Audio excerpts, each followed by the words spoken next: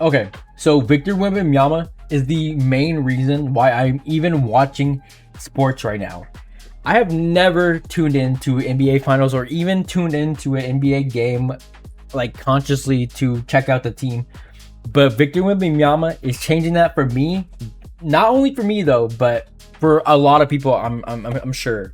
Currently today it is Saturday, June 13th. Tonight the San Antonio Spurs play against the New York Knicks in game 5 of 7 potentially. So I've never really paid attention to sports, but I work at a bar, so I see sports. I tune into the channel, I change the channels, see sports on the channels occasionally, but nothing has ever like sparked my interest this way like Victor Wembanyama does when he's on the court, because he just changes the entire game on the court. I've never been one to even like watch sports clips, sports highlights, player interviews, post game reflection. I've never been one to watch any of that. But the San Antonio Spurs, where they are now, it feels like it's kind of historic. I did not watch games 1 or 2 or anything prior to that, really. I just remember seeing some of the San Antonio Spurs on TV, be like, wow, that guy is tall. That guy's huge. Oh my God, he's 7'4". That's crazy. And San Antonio just continued to dominate in the playoffs all the way up into the finals, winning the Western Conference. I didn't even know what that was. I didn't even see it. But looking back, I understand how the hierarchy of brackets and turning works. But I did watch game 3. I was working at the bar on game 3, and so I was there cleaning up, sweeping up, and I just found myself enthralled, enamored by what was going on the big screen. Just sitting there watching, being like, wow, this team is actually taking it. This team is taking it. The San Antonio Spurs are taking it in a way. You know, they completely erased the Knicks winning streak that they had going on, and I think the Knicks were on like a 12-game winning streak, and the San Antonio Spurs put that to an end. They lost 2 games, the first 2 games against them in the NBA Finals, but that third game is where they really came through, and I was watching them and it felt historic. I was texting my girlfriend and I was like, wow, I'm here watching the game and it feels historic. Nobody's here. Everybody had left the bar already. But it felt historic just to watch it. I was like, wow, it might not be as historic for everyone else who probably is like a big fans of NBA. It's like, oh, this is comparable to this guy's career, whatever. But for me, who's someone who doesn't even watch sports or NBA at all, it felt like the makings of something great, the beginnings of something that's iconic, a superstar player that could possibly transcend the sport in a level like Michael Jordan, Serena Williams, or Tiger Woods did. And so I do believe that watching game 3, I was like, this is something unique. This is something special. This is not just like an ordinary game. This is not just an ordinary NBA final. This is not just an ordinary Spurs team.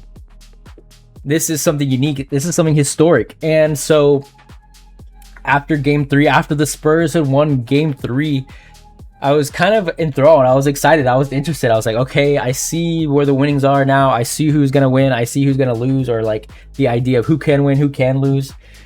And I was interested. I was hooked. So game 4 comes around. I didn't really catch much of the first half of game 4. I saw people's reactions to it, New York fans' reactions to it mainly. And I texted my girlfriend. I said, hey, let's go to the local bar. There's this big giant screen and park where we can sit and watch the game. It'll be cool. So yeah, we went. I didn't think much of it. The first half of the game, the Spurs were dominating. So I was like, okay, the Spurs are just taking it. Let's go ahead and go watch it. And we got there, and the game became more interesting than I could have thought. At first, it just seemed like a blowout. The Spurs had like a 20, almost 30-point lead. I was like, okay, they're just taking it home.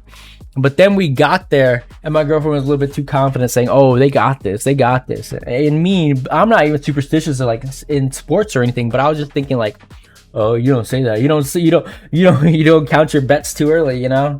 Don't say that. I was a little bit hesitant, like it's not over till it's over, you know?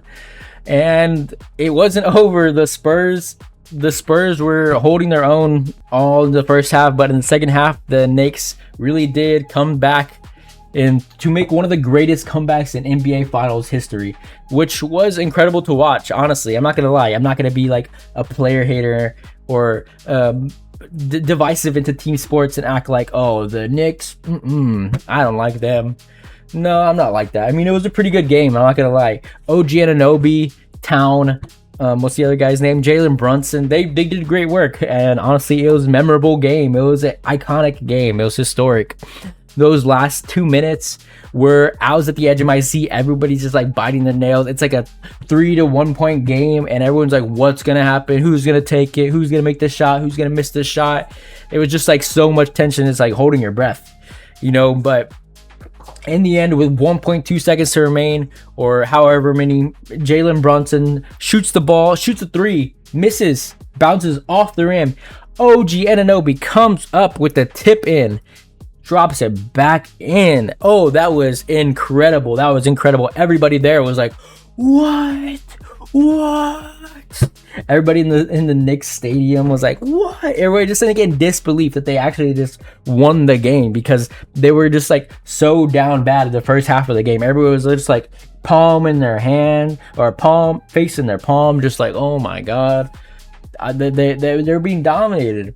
But then the Spurs just kind of fumbled it a bit, and I get that's why people are saying, oh, they're dumb. I get that's why Charles Barkley is like being a player hater and saying that was like some of the dumbest basketball playing in ever of history of basketball. That was a very hyperbolic statement for sure, but I get what he's saying, because the Spurs team is so capable, because they're proving that they are capable, they are good. When they do kind of just like squander their opportunity, just like fail up a little bit, it's like, come on, you almost had it. And so I think that's a bit frustrating for a lot of commentators and fans especially.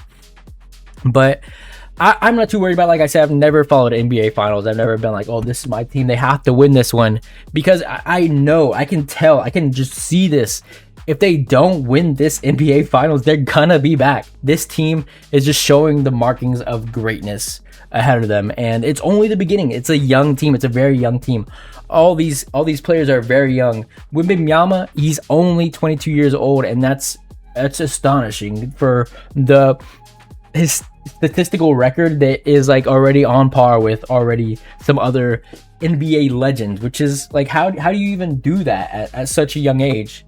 His physical attributes are insane, but his statistics are like legendary, and it's just his third season, his first time in the NBA playoffs. But he's not the only star player of the San Antonio Spurs. He is their key player. I think he is like changing the game when he's on the court. But of course, there's definitely other players that are also working with Wembanyama to really dominate the court and become like a force to be reckoned with. And all those other players are even younger.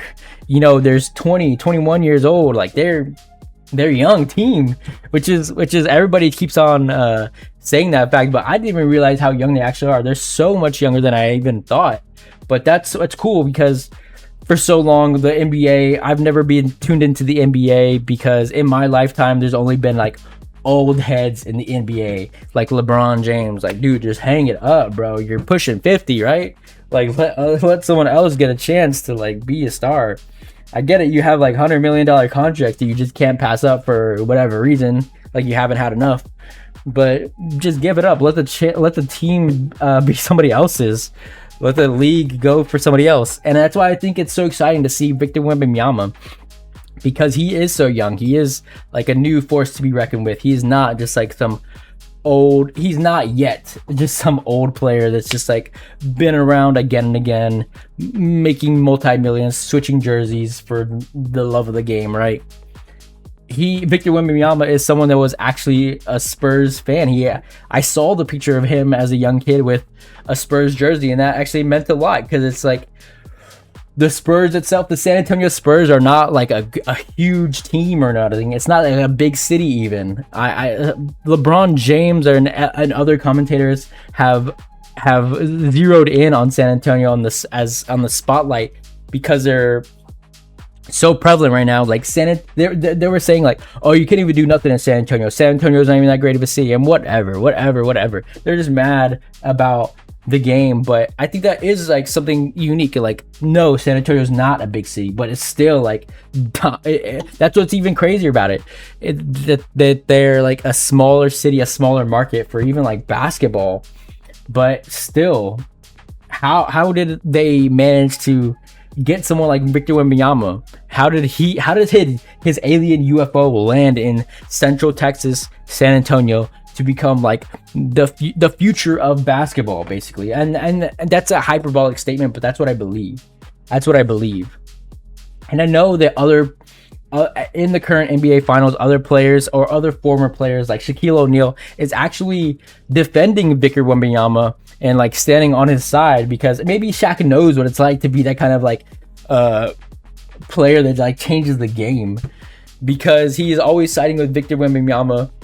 He even stating the fact that the Spurs should be up 3-1 in the finals because they're that good, but they have squandered the opportunities in key plays that have just cost them the game. Unfortunately, in two of the last 3 games, it does make a difference. But so Victor Wembanyama has been defended by other commentators while being villainized for being such an aggressive player and conspiratorially being defended by the NBA, right? Because and maybe I think that's true, that the NBA is defending him because he is such a star player that he just really brings a whole new era of excitement to the sport. And people like Shaquille O'Neal are saying like, because he should have gotten flagged for this very obvious act of aggression in the play, that he's not being flagged and he should chill. But I think Shaquille O'Neal is pretty cool with his comments. He said that like, no, that's hardcore. That's the attitude era that we used to play in. It's the finals. Like, be real or get out, you know? And so I think that's pretty interesting that still other people, even when Victor Wembanyama can be villainized, that he can still be defended, with some people like Shaquille O'Neal coming to his defense, being like, no, that's cool. I get it. That's how you play. So it's interesting what's going on now. Where we are now is like a very interesting pinnacle with like this young San Antonio Spurs team. Victor Wembanyama just like in his first NBA Finals, like staring at the precipice of like what could be like a long future ahead for the NBA. And I think it's possible that Victor Wembanyama could transcend the sport in the same way that Michael Jordan, Serena Williams, or even Tiger Woods have, by just being a face that is like so recognizable and so just by being a great player, and surpassing expectations and just dominating the court and changing the game entirely. And I think that is possible. There could be factors that could stop him from having a long career, right? Like a controversy or injuries or changing player teams, right? Whatever. But I do believe that even if the Spurs don't win this NBA Finals championship, I'm not too worried, because they will. With this team that they have, this iteration of the team, they're only going to get better. They're not going to get worse. They could change here and there, but I think it can only get better from here, where they're at and what they're doing now.